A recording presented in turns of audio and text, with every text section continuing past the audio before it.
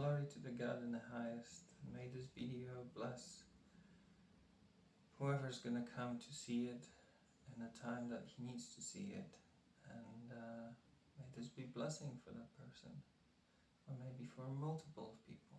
It'll be even better. Amen. So today I just wanted to share something. I kind of found this book in the Baptist church, to be honest. I visited recently, kind of seeking some help with some guidance, spiritual guidance. And I found this book, and I just wanted to share a story. It's called The Passion for Life, Real Stories of Real Lives with Real Hope, by DJ Carswell. And it's actually the first story about the Barman. And all of the stories here are basically stories of coming to Jesus and being saved and coming back and turning back to God and God's way and His righteous way and the way that the life should be lived, from turning our back on God and kind of trusting in the way of the world rather than trusting in the God within us. And they're very short stories, but considering where I am at the moment and what I'm doing with this, and this me recording this is based a lot on faith and trust that I'm supposed to be doing it, that I'm supposed to be sharing the wisdom, sharing the truth, sharing the gospel, and do my best in doing that,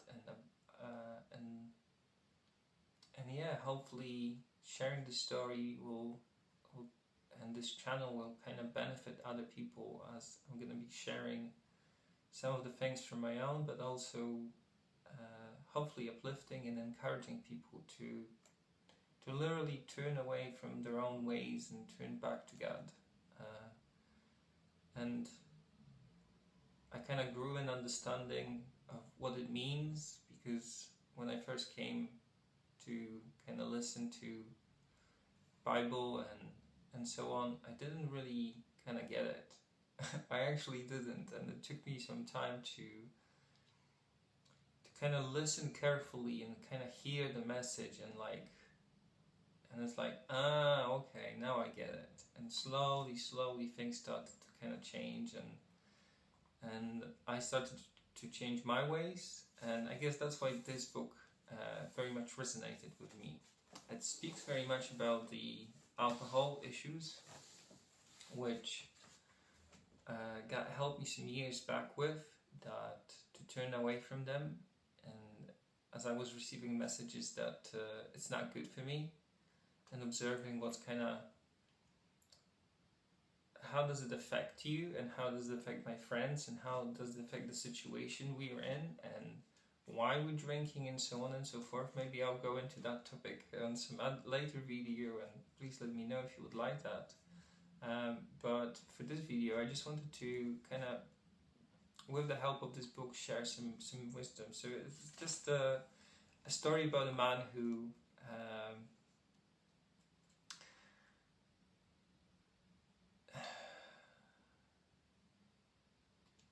ended up in some, as it is said, sunniest bars in Toronto, Canada, and that was in the times of the war, I believe, so it wasn't recent, it was some time ago, some years ago, and there was a great sense of upheaval at that time, and the main character is Graham, and as he kind of moved away and moved to Navy, his commitment to God slipped, and he went into this sense of drinking habit, which apparently, according to this book, the Navy people have, which I have a friend, not only one, but in the police, and I've been in the army, and I know how it's like, and I know how it's easy to kind of reach for such things to numb your senses, to numb your experience, and not to feel what is really there. The challenge with that is, if you numb your senses to what is happening, then you don't receiving the full information of it. you kind of cloud your own vision about it. It's kind of like you're lying to yourself when you're using the alcohol to do it. And it's like when I read it, I straight away felt like, oh, I get to share it because it's going to be helpful to so many people. So there's one line here which kind of speaks to it. And alcohol is a powerful drug that is peddled through society with a sense of respectability that it does not deserve. And I completely agree with it. There's a sense in our society about the alcohol that is like not even looked as acceptable, but respectable, and in some cases cool, that you're cool if you're doing it.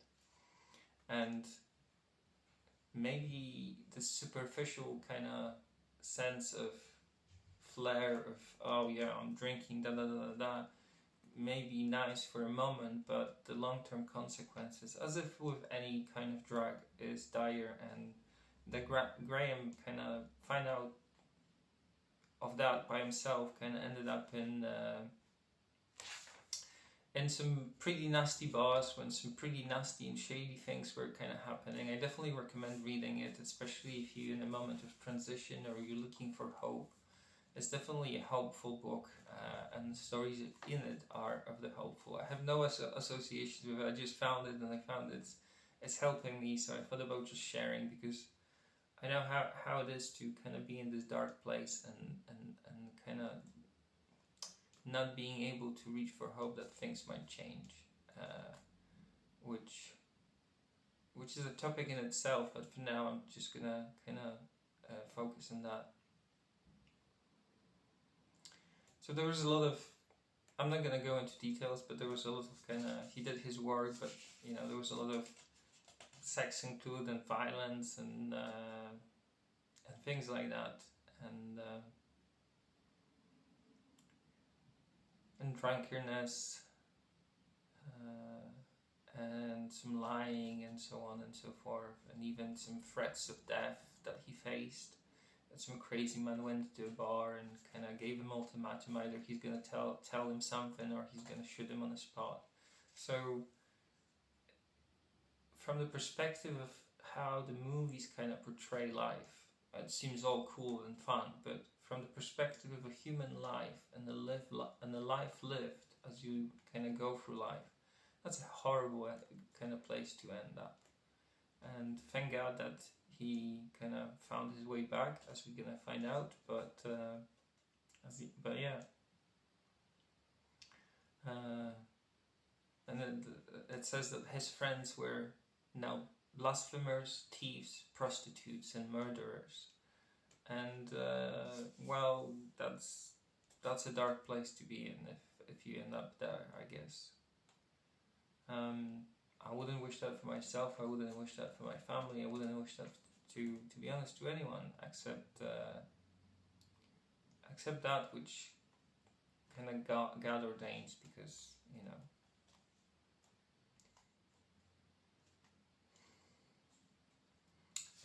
And that's all with these stories. There's a moment when there's a kind of sinking back into being able to observe your own life and where you ended up, and just looking at it with some that clear eye within yourself, and having a reflection of like, where the heck did I end up, you know? So and he even says that for him it was he heard something on the TV, singing hymns, as the book says, and he was flooded by some memories, and he used a word that kind of sparked me and added another kind of layer to me wanting to kind of share it and express it to whoever kind of might be listening. And he said, but there before me still was my present God-forsaken life. And when I read it, there was a split-second moment when I felt like, oh, God forsaken me. And in a way, it makes sense. But we have to remember that it only happened that way because we turned away from God first.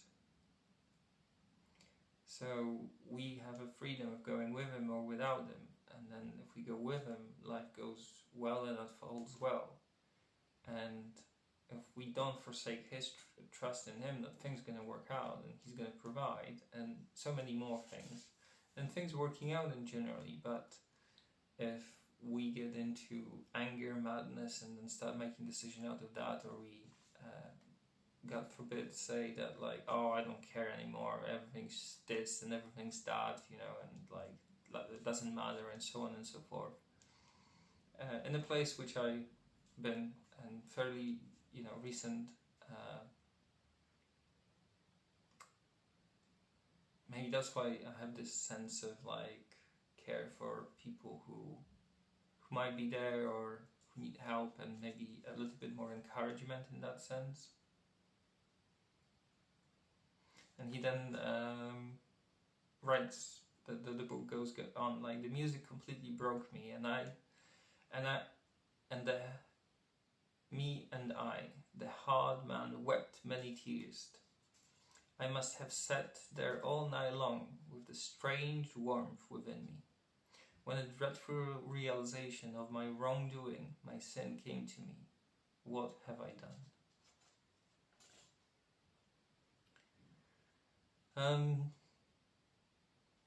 So it also speaks to this about this moment when you just suddenly realize, like, where did I allow myself to be led, and by what forces, you know, by what recklessness we allowed ourselves sometimes to kind of spiral down, and step by step be led into a place where we don't intend it to be, and we didn't want it to be, and we didn't want to intend to be.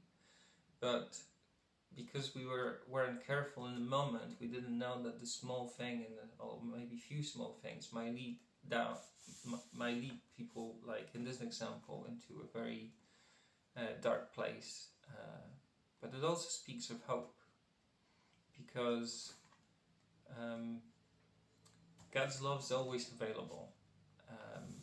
He never turns back on us, and it's just how the nature of God is that it can't repay us good for wrong, you know? It always supports us. So if we want to go and do bad things, it will still support us, although those things are not good for us. And God might kind of suggest that it's not good for us, just like He did with Adam and Eve.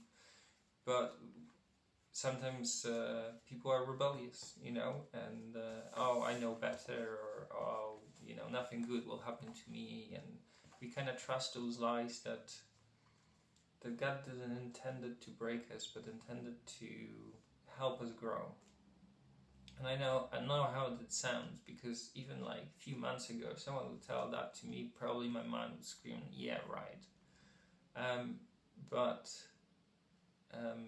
I have been given grace, more than once, but recently very much so. And I know how important it is, and how important it was for me to hear people sharing their stories. And even though there was part of me which didn't want to hear it, there was part of me which was dying to hear it, and dying for me to hear that message and acknowledge it.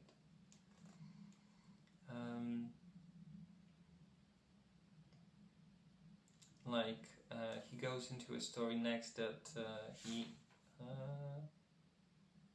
his friend, I think, he suggested that he might go back to church again, and I remember just walking, I don't remember now exactly where it was, and just I heard this voice, go to church. And it was strong, it was clear, it was light, it was not demanding, it was, I don't know how to say it, it was definitely not on my own. I would definitely say it was like some higher power. Probably back then I wouldn't say it was God. I'm just not sure if I still would, but it might have been. It's probably just my own dissonance from kind of closeness of it, rather than that not being so. And it helped, and it helped me very much. And But then again, I had to obey that voice. I had to go actually out of my own volition, go and choose to do it. And it felt like I had to do it. It felt like I didn't have any choice. Like it felt like any other choice wouldn't lead me to a good place. Because in my own path, which again I might create something in the future, it felt like there was no other good choices. But that's again a story in itself. And I'm just gonna read the more of the end of the book, of the story actually. So God's rehabilitation process in my life has been very slow, sometimes tender, and sometimes chastening. At times I have stumbled along the way, but gradually many of the evils have fallen away. And I just love how he puts it, and maybe because it resonates so much with me, I wanted to share it, with the hope that whoever hears it might find it helpful, just like as me reading this book, I find it helpful, and glory to the God in the highest, for sure, absolutely. So when I suffered a heart attack, I remember saying to the Lord, "Oh God, I can't meet you now. I can't meet you now. I'm not ready. I see I still have no assurance that God has accepted me and forgiven me."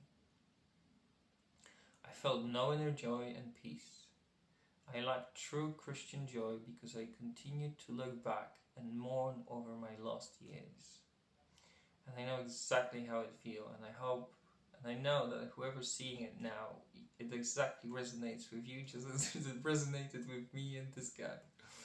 And it's not by accident that that's the case. It's actually God's grace.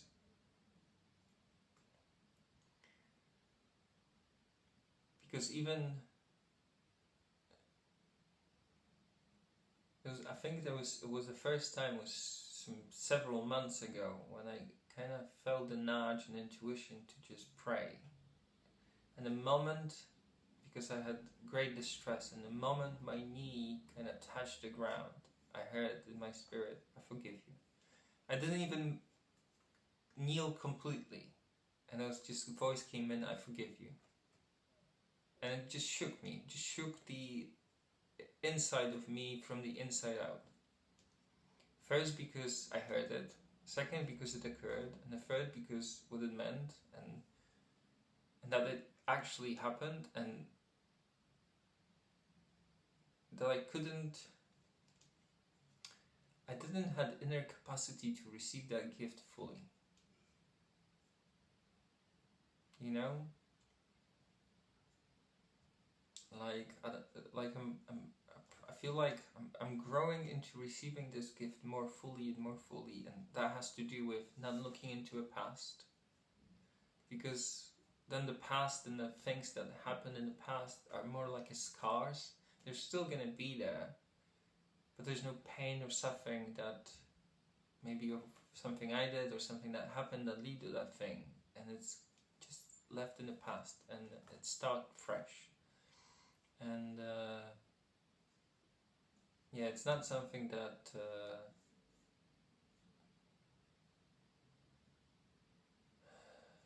if you've been listening to maybe some not so nice, not so kind voice in the head, or guidances, kind of trying to discern in the world what is right and what is not, and navigating your way through life, to hear such things, and maybe in the future I'm going to share where it came from, was just so utterly surprising. And I'm humble and grateful for that it happened.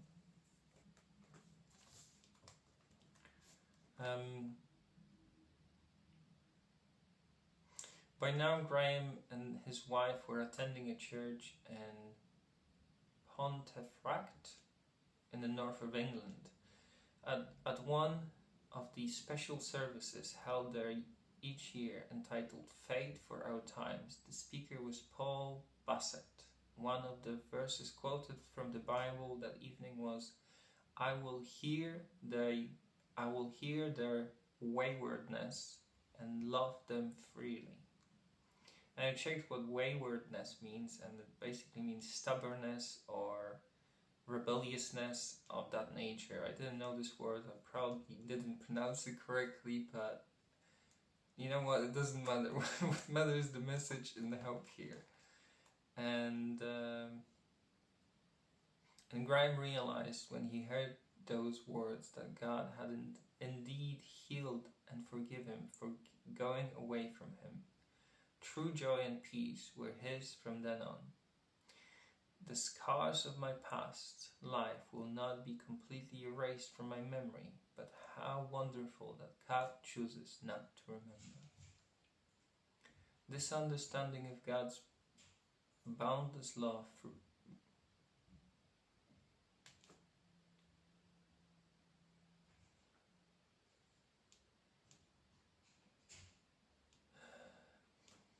this understanding of God's boundless love through a peace that has lasted to this day.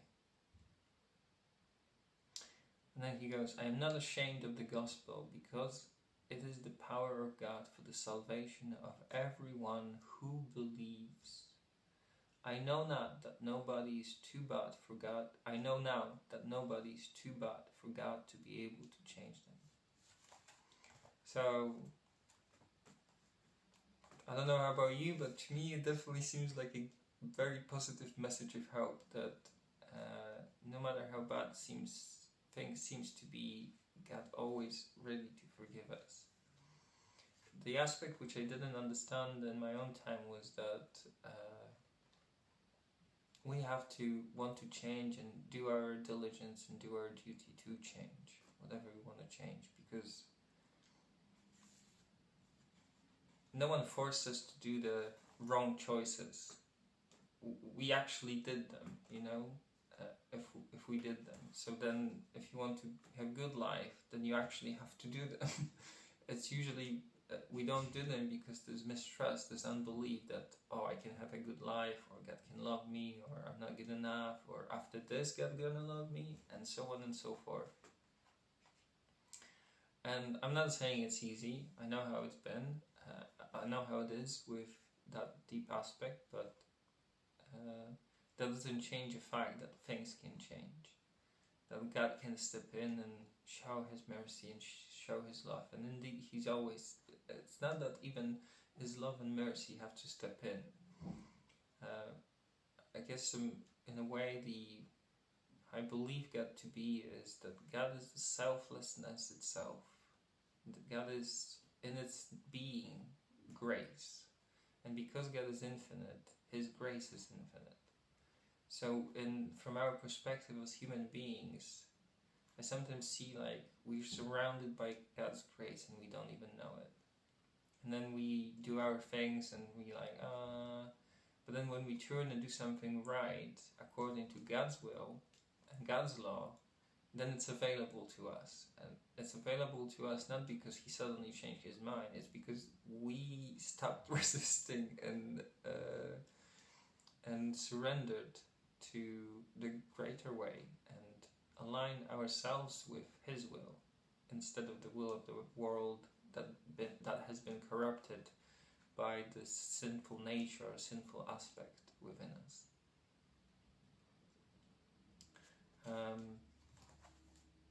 So again, as a message of hope, of real people, I hope that it hit the strings of your heart just in the right place, just in the right way. And maybe it's just another tiny,